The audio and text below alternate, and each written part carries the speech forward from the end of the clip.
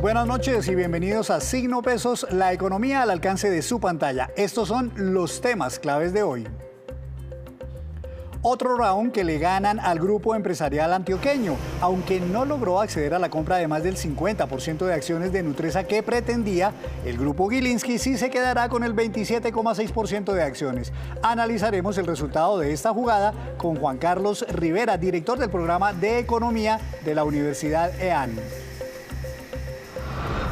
A mejorar las finanzas familiares. El propósito de muchos colombianos para este 2022 es salir de deudas y alcanzar la prosperidad económica. Un experto de la compañía Resuelve tu Deuda nos ayudará con recomendaciones para equilibrar y sanear su situación financiera. La jugada de Delivery Hero. Esta compañía alemana decidió vender buena parte de las acciones que poseía en la colombiana Rappi. Juan Fernández nos cuenta por qué vendió y qué pasará ahora. Todo en la movida empresarial.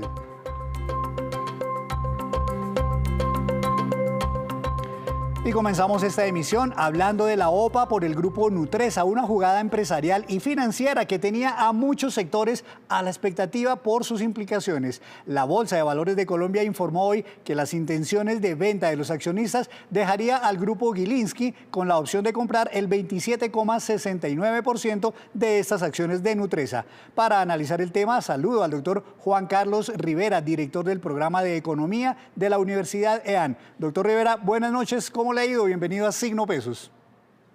Henry, buenas noches. Muy bien, muchas gracias por la invitación a su programa. Bueno, doctor, pues Gilinski, como veíamos, se va a quedar, si todo sale como se espera, que confirme la Bolsa de Valores en los próximos días, con el 27,6% de acciones de Nutresa. Ayer también tuvo otro round que ganó en el grupo Sura. ¿Cómo ve usted todas estas jugadas? ¿Cree que de todas maneras es un triunfo para Gilinski? Pues definitivamente ayer y hoy nos hemos llevado una sorpresa en el mercado de valores. Es definitivamente una victoria para los Gilinski, para la familia que está liderando pues estas ofertas públicas de adquisición, tanto en la compañía Sura como en el grupo Nutresa. Había mucha expectativa y muchas campañas, comunicados van, comunicados vienen. Obviamente el grupo empresarial antioqueño tratando de que los accionistas minoritarios no vendieran su participación, pero al final sí lo hicieron y eso dado pues la rentabilidad que iban a tener al vender sus acciones. De manera que se mete el grupo Gilinski en las entrañas del mismísimo grupo empresarial antioqueño. ¿Esto qué implicaciones va a tener? Sí, como lo solían llamar los periodistas hace unos años, el sindicato antioqueño está siendo permeado ahora por la familia Gilinski. Y pues las repercusiones que tienen deben preocupar mucho al grupo empresarial antioqueño, toda vez que este triunfo de los Gilinski lo que lleva es a un control de una parte de las empresas que son, digamos, las consentidas de su holding empresarial, ¿no? Entonces, hay que entender que lo que se está cediendo en este momento, gracias a esta OPA que tiene que confirmar la Bolsa de Valores, pues es el control de las acciones, el control de las empresas que están inmiscuidas dentro del grupo, entendiendo pues un poco el enroque que hay en todas estas empresas y que fue ideado hace más de 40 años por este grupo antioqueño. Sí, ya vamos a hablar de este cuento del enroque, pero antes le pregunto, doctor, hace, bueno, justamente unos 30, 40 años fueron, digamos, enemigos, tuvieron sus rencillas empresariales y de negocios, el grupo Gilinski y el grupo empresarial antioqueño ahora, antes llamado Sindicato Antioqueño. ¿Usted cree que esto que hizo ahora con las sopas el grupo Gilinski es como una especie de venganza o simplemente, como dicen por ahí, es que son negocios? Pues Henry, definitivamente los Gilinski están haciendo todo digamos, todo este desarrollo empresarial a través de unas acciones legales dentro del sistema financiero colombiano.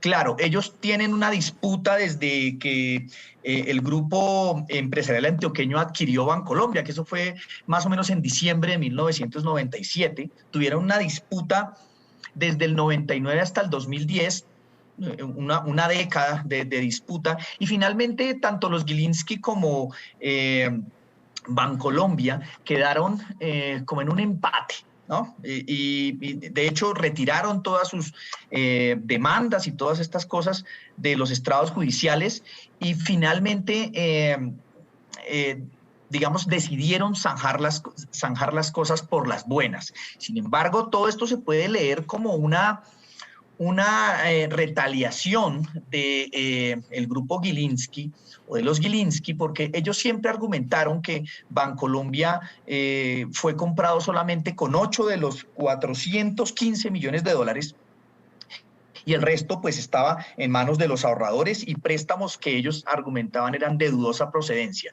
Entonces, definitivamente esto se ve como no lo diría tanto como una venganza, pero sí creo que están ganando terreno empresarial de una forma legal a través de la Bolsa de Valores de Colombia. Pues para el grupo empresarial antioqueño no va a ser nada fácil sentarse en la misma mesa con directivos que ahora provienen del grupo Gilinski. Van a tener, según se dice, 2 puestos en la junta directiva de Sura y por lo menos 1, eventualmente 2, en la de Nutresa. ¿Usted cree que esto va a cambiar un poco el rumbo de estas 2 compañías o en general seguramente seguirán los mismos planes que ya tenían trazados? Pues va a ser una piedra en el zapato para el grupo empresarial antioqueño tener estas 2 posiciones en cada una de estas compañías. Sin embargo, hay que tener en cuenta que ellos no van a ser, los Gilinski no van a ser los accionistas mayoritarios en cada una de estas empresas. Entonces, eso digamos que frenaría un poco el accionar de los Gilinski. Lo que tenemos que mirar es cuál es el futuro de estas negociaciones que se están haciendo hoy día, porque de aquí en adelante los Gilinski van a tratar de obtener un mayor número de acciones en esas compañías donde ya les fue muy bien, ¿no? Tanto en Sura como en Nutresa. Recordemos que el valor de las acciones en Sura, para quienes vendieron esos más de 118 millones de acciones, pues se incrementó un 30%. Y en Nutresa, cerca de un 40%. Entonces, los accionistas minoritarios que habían tenido unos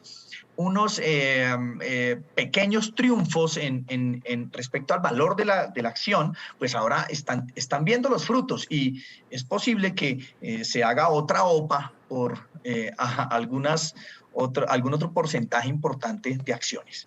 Usted mencionaba hace unos momentos, doctor, el sistema de enroque, que consiste en que dentro del grupo empresarial antioqueño unas empresas son accionistas de las otras y viceversa. ¿Esto usted cree que va a cambiar ahora con la incursión de Gilinski en las entrañas del GEA para evitar justamente que pues, puedan suceder nuevas OPAs en el futuro o que eventualmente Gilinski dentro de las juntas directivas pueda cambiar un poco los planes y el rumbo del GEA? Pues ese modelo del enroque fue inventado por el sindicato antioqueño hace unos 40 años, ¿no? El mercado financiero ha cambiado, las condiciones de los accionistas también. Entonces, sin lugar a dudas, el esquema de enroques debe ir virando para evitar justamente eso que ellos no querían, que los grandes tenedores del dinero en Colombia pudieran hacer ese tipo de compras como las que está haciendo Gilinski hoy día. Entonces, si nos damos cuenta, si el enroque funcionó durante 40 años, pues nos estamos dando cuenta del derrumbe de ese enroque al entender esta adquisición de los Gilinski. Entonces, pues recuerden que hay un enroque entre Sura, Nutresa, Argos y alguna parte del Fondo de Pensiones Protección. Entonces, seguramente van ellos a tratar de proteger sus empresas de otra manera. Para ello tendrían que ir desenredando este esquema de los enroques. Unos accionistas de Nutresa tienen acciones en Sura y así sucesivamente. Entonces, todo esto para evitar el control de los activos. Recordemos que aquí lo que está en lucha es el control de los activos de esas organizaciones. Entonces, va a haber una puja dentro de esas juntas directivas para, unos para mantener el liderazgo del sindicato antioqueño y otros para buscar el control por parte, por ejemplo, de grupos como el de los Gilinski. Una última pregunta, doctor Rivera. Las OPAs de Gilinski por Sura y por Nutresa pues fueron estas las más mediáticas, pero ya en el pasado había habido otras y en este momento actualmente, por ejemplo, hay otra en curso por Acerías Paz del Río. Al final de cuentas, ¿son buenas o son malas las OPAs para las mismas empresas y para el mercado accionario? Pues para el mercado accionario nos podemos dar cuenta que ha sido muy positivo. Como les contaba hace unos minutos, pues las acciones se han apreciado 30 y 40% en cada una de estas dos compañías que cerraron ayer y hoy, ¿no? Entonces, para Acerías Paz del Río va a tener un ejercicio muy similar al de ahora. Es decir, sus acciones se van a apreciar. ¿Para qué? Para que sean atractivas dentro del mercado de valores. Y ese es el plus que debe sumar Gilinski si quiere tener un buen porcentaje de acciones en Acerías Paz del Río. Esto resulta muy positivo para la bolsa, claro, y para los accionistas, que como les mencioné, venían con unos comportamientos muy precarios en la valoración de sus acciones. Entonces, sin lugar a dudas, es muy positivo para los accionistas. Desde luego para las empresas también, porque su acción en el mercado ha ido creciendo. Entonces, esto valora mucho más las organizaciones y es muy positivo para las finanzas de esas empresas y para la economía nacional, claro. Pues doctor Rivera, muchas gracias por ayudarnos a entender todas las implicaciones que tienen los resultados de estas dos OPAs. Muchas gracias y más adelante volveremos a hablar. Gracias a usted, Henry, muy amable. Muchas gracias. Es el doctor Juan Carlos Rivera, el director del programa de Economía de la Universidad EAN. Hacemos así una breve pausa, pero cuando regresemos, espere. El gobierno ya desligó muchos rubros de gastos del incremento al salario mínimo. Ahora se encarecerán menos cada año. Ya nos vemos. Continuamos en Signo Pesos. El ministro de Hacienda, José Manuel Restrepo, anunció que varios rubros de gastos tendrán este año incrementos menores a los previstos. La razón es que ya no subirán con base en el salario mínimo, sino con base en la inflación. Veamos la explicación del ministro. En el marco del artículo 49 del Plan Nacional de Desarrollo y en el mes de diciembre que terminó, el Gobierno Nacional expidió 37 actos administrativos, fruto de lo cual hoy podemos decir que el 89% de conceptos de tarifas, de cobros, de multas, de sanciones, de peajes, de cuotas moderadoras de pago, de costos de la revisión tecnomecánica no crezcan al aumento del valor del salario mínimo, sino que lo hiciesen de otra manera. ¿Qué buscamos con ello? Que se preserve el poder adquisitivo de los trabajadores más vulnerables de nuestro país y de esa manera garantizar que este año 2022 sea un año de reactivación económica sostenible y especialmente atendiendo las necesidades de los más vulnerables de nuestro país. La pandemia y el desempleo, pero también los malos hábitos financieros y la falta de educación financiera tienen a muchos colombianos sobreendeudados. Eso sí, muchos de ellos con el propósito de sanear sus cuentas durante este año. Para aportar a la mejora financiera de las familias, invitamos hoy al doctor Camilo Quiñones, gerente de la compañía Resuelve tu Deuda en Colombia, experta en asesorar a la gente sobre estos temas. Doctor Quiñones, muy buenas noches. ¿Cómo le ha ido? Buenas noches, Henry. Buenas noches para todos los que nos están viendo en este momento. Doctor Quiñones, ustedes en su compañía hicieron hace poco una especie de perfil de quiénes son los colombianos más endeudados, a juzgar por los que llegan a su compañía a pedir asesoría y ayuda. ¿Cuál es ese perfil de los colombianos más endeudados? Sí, nosotros buscamos actualizar este perfil del deudor colombiano todos los años para absorber las diferentes situaciones de la coyuntura. En los últimos 2 años hemos absorbido el impacto del COVID-19 en la economía colombiana. Dentro de ese perfil podríamos generalizar en que estamos los colombianos del común dentro de los que nos están buscando para resolver sus deudas y por lo tanto colombianos que están en mora con sus obligaciones. ¿A qué me refiero con esto? Se trata de personas que devengan entre 2 y 3 salarios mínimos legales mensuales vigentes. Se trata también de personas que deben aproximadamente 20 millones de pesos. El último año incluso esa cifra subió un 32%. Tuvimos que en el cierre del año 25 millones era la deuda promedio de los colombianos que venían o acudían a Resuelve tu Deuda. ¿Y son sobre todo hombres o mujeres, jóvenes o personas ya, digamos, de más edad? El porcentaje cada vez lo hemos visto más equilibrado. En el año 2020, sobre todo, y anteriores, veíamos que el 60% era hombres. En el último año, en 2021, este porcentaje cerró en 54% hombres, pero sigue esa tendencia que son más los hombres sobreendeudados que las mujeres. Frente a la edad, estamos en un rango de edad entre los 30 y los 45 años. Ese rango de edad no ha cambiado mucho a lo largo del tiempo y sigue estando muy estable. Y quienes piden ayuda, doctor, ¿son personas que tienen, digamos, una sola deuda de pronto grande o también que tienen varias de pronto de menor valor?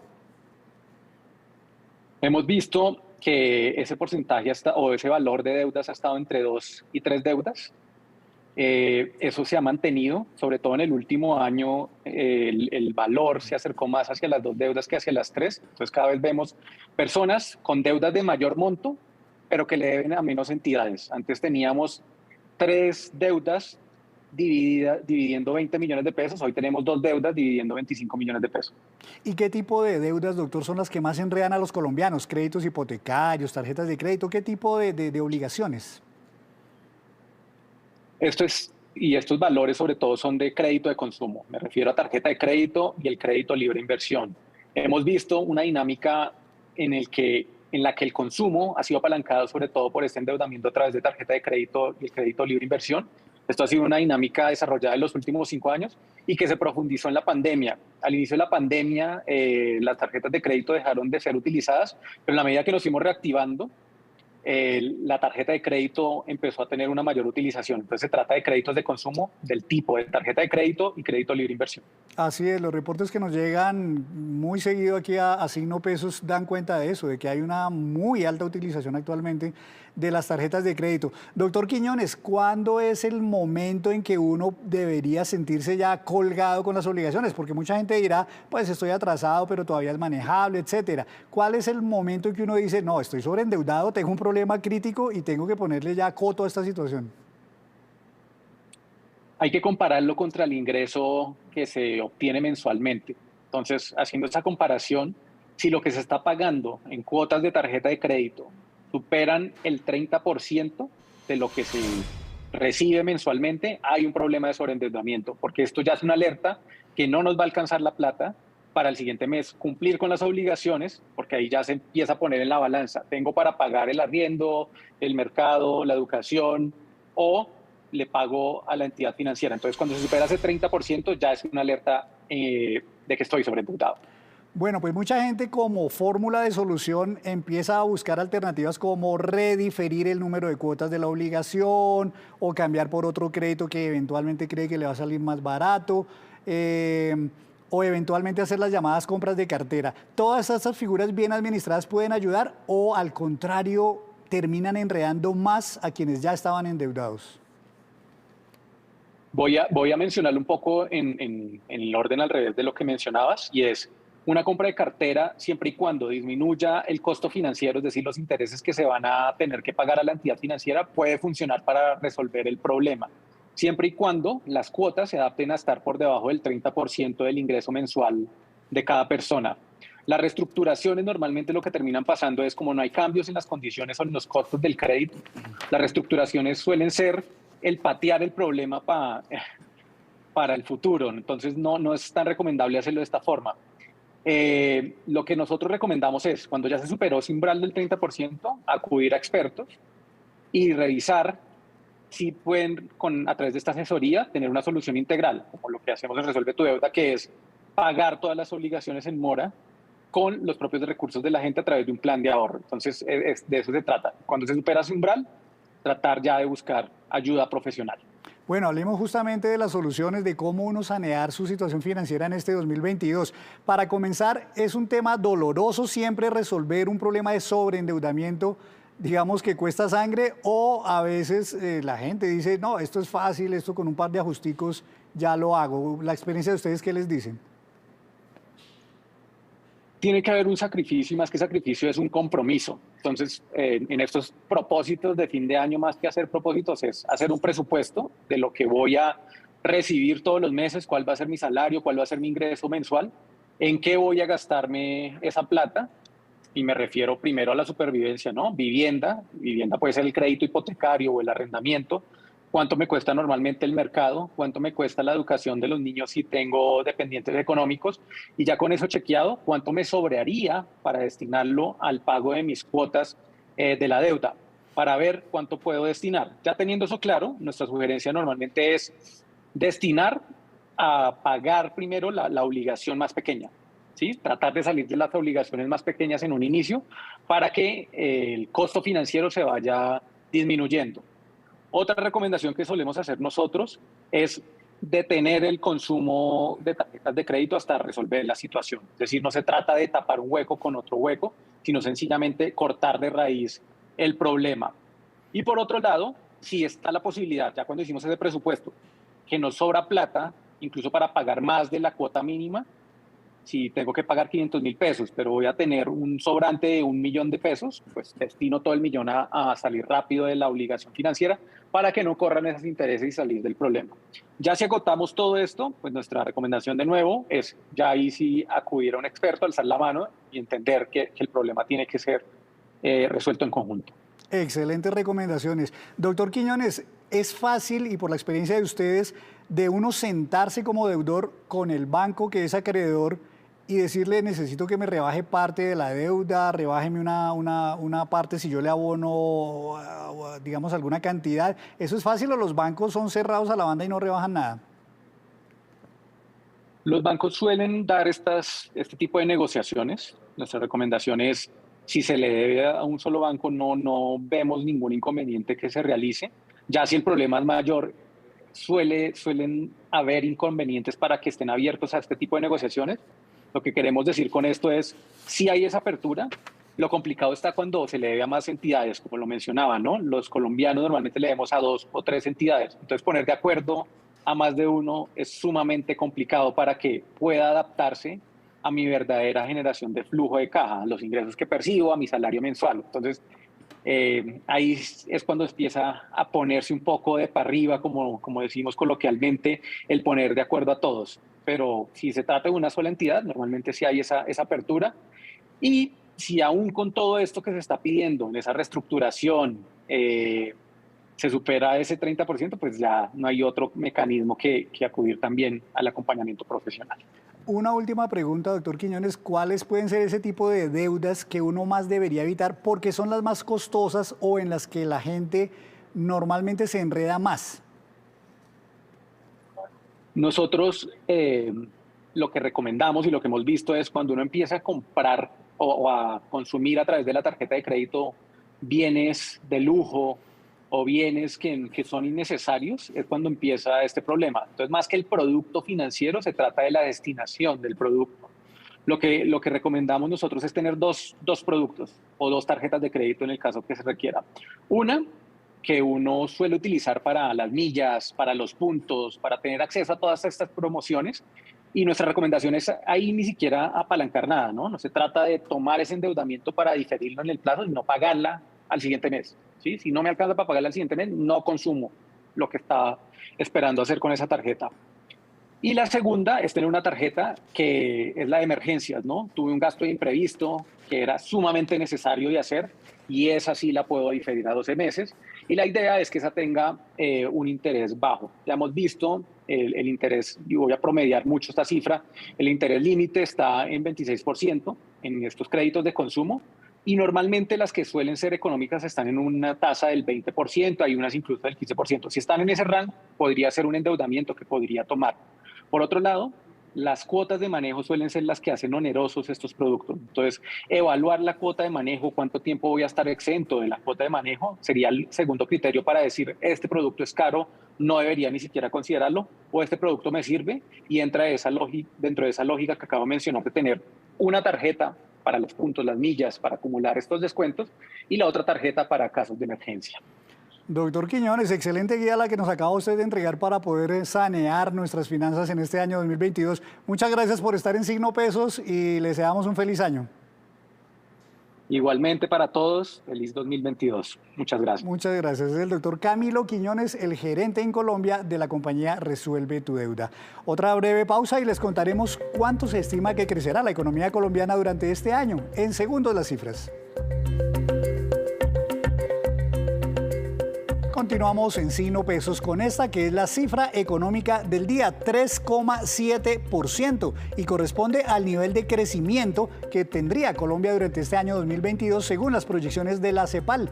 Ese mismo organismo calcula que en 2021 el crecimiento final de nuestro país será de 9,5%. Para toda la región de América Latina y del Caribe, la CEPAL estima un crecimiento este año del 2,1%, es decir, que Colombia crecerá al doble de los países vecinos según estos estimativos. Y aunque los precios del café colombiano batieron récords durante este año 2021, beneficiando a miles de familias caficultoras, el punto negro estuvo en la producción, que cayó 9%. El gerente de la Federación de Cafeteros, Roberto Vélez, nos cuenta las causas. El año 2021 cierra con una cosecha cafetera de 12,6 millones de sacos de café. Este es pues un resultado que está un poco por debajo de lo que habíamos programado inicialmente, que creímos que íbamos a estar entre 13 y 13,5 millones de sacos. Pero aquí hay que tener en cuenta dos elementos. En primer lugar, el cálculo siempre del modelo de la cosecha de café mes a mes incluye las exportaciones. Las exportaciones son una cifra clave para, conjuntamente con las importaciones y el juego de inventarios, se pueda tratar de estimar, porque al final es un estimativo, no es el café que sale de los árboles, cuál es la cosecha de cada mes. Ustedes entenderán, y se entiende fácilmente, que en los meses de mayo y junio, cuando tuvimos el paro cafetero, ese cálculo no se pudo realizar de manera exacta, y es más un estimativo nuestro que un dato que corresponda exactamente al trabajo del modelo. Por eso, pues, esta cifra de 12,6 tiene ese primer componente. El segundo componente es clarísimo, y es, pues todos hemos sido testigos del mal clima reinante en Colombia, que tiene también dos efectos. En primer lugar, una reducción clara de la cosecha, que ya la habíamos anunciado, pero en segundo lugar, un retraso de café de la cosecha de final de año, que va a pasar para ser recolectado durante los meses de enero y febrero del presente año. Hora de saludar a nuestro experto de noticias empresariales y de negocios, Juan Fernández. Su tema para hoy. Muy buenas noches. Buenas noches, hoy pues les voy a hablar de estos negocios que tienen que ver con el entorno de las aplicaciones de domicilios, y mire la venta que está haciendo la alemana Delivery Hero, líder en ese segmento de entregas con operación en más de 50 países y de la que hacen parte unos 500,000 restaurantes afiliados. Y lo que está haciendo es vender parte de la participación que la compañía tiene o tenía en Rappi por un valor de $150 millones. Fue en 2017 cuando Delivery Hero invirtió por primera vez en Rappi, y desde entonces pues ha visto cómo esa inversión ha crecido. Para ese entonces Rappi era una compañía que costaba unos $500 millones y hoy vale más de $5,000 millones. Después de salir de parte de sus acciones por esos $150 millones de Delivery Hero conservará aún el 7,9% de Rappi, que equivalen a unos $400 millones, y donde Niklas Osterberg, cofundador de Delivery Hero, se mantendrá en la junta directiva de Rappi. Juan, ¿y cuál sería la razón de esa venta? Buenas noches, hoy pues les voy a hablar de estos negocios que tienen que ver con el entorno de las aplicaciones de domicilios, y mire la venta que está haciendo la alemana Delivery Hero, líder en ese segmento de entregas con operación en más de 50 países y de la que hacen parte unos 500,000 restaurantes afiliados.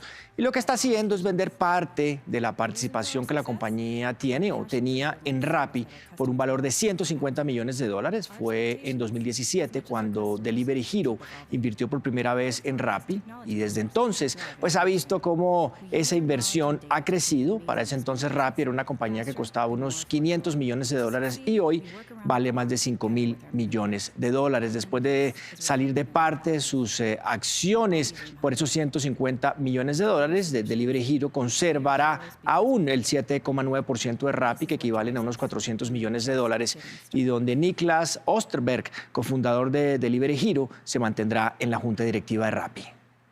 Gracias a Juan. Y estos son los indicadores económicos que usted debe conocer antes de irse a dormir. La tasa representativa del mercado que regirá mañana es de 3.970 pesos con 8 centavos, bajo 41 pesos con 57 centavos. El petróleo Brent, de referencia para Colombia, subió 1,28%, se ubicó en $84 con 79 centavos por barril. El precio interno del café colombiano subió y quedó en promedio a 2.170.000 pesos la carga. El índice MSCI Colcap de la Bolsa de Valores de Colombia subió 1,98%. La acción que más se valorizó fue la preferencial del grupo Argos, con una ganancia de 7,91%, y la que más bajó fue la de Banco de Bogotá, con un retroceso de 3,51%.